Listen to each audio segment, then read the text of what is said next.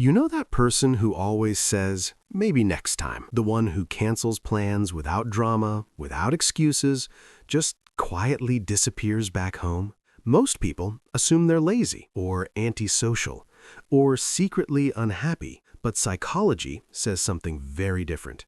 And if a quiet night at home honestly sounds better than going out, you're probably going to feel very seen in this video. Here's the first thing most people get wrong. Some people actually feel more alive when they're around others, but for others, just being around people slowly drains them. Extroverts recharge through stimulation, conversations, movement, noise. But for people who love being at home, stimulation has a cost. Even enjoyable social interactions slowly drain their nervous system. And home isn't an escape, it's the only place where their system can reset. Psychologists call this optimal arousal, the level of stimulation your brain needs to feel balanced. Some brains need more, some need less. Neither is better. They're just wired differently. But it's not just about introversion. For many people, home represents something deeper: predictability. Outside, everything is uncertain. Unexpected noise, forced small talk, social rules you didn't agree to. At home, you control the light, the sound, the pace. For highly sensitive people, or anyone with anxiety, that control isn't a luxury, it's regulation. Their brain relaxes not because they're hiding, but because nothing is demanding their attention. Here's something most people don't realize. Studies show that people who genuinely enjoy their solitude tend to be more creative, more imaginative, and better at problem solving.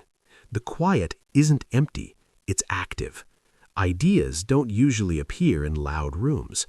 They surface in silence, late at night, in still moments when the brain finally has space to wander.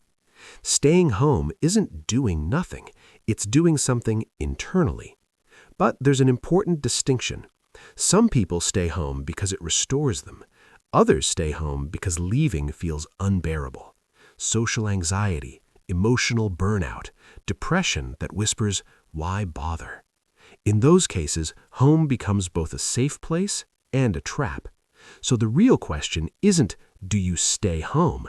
It's, how does staying home make you feel? Calm or stuck? Peace or avoidance?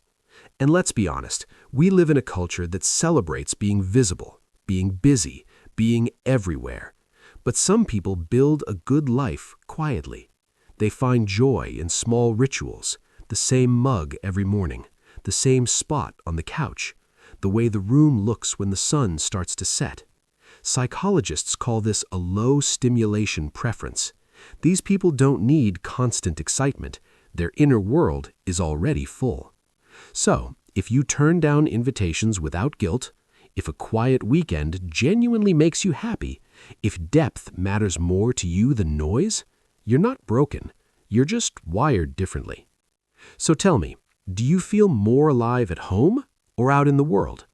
If this explained you better than most people ever have, subscribe for more psychology that decodes the parts of you no one talks about.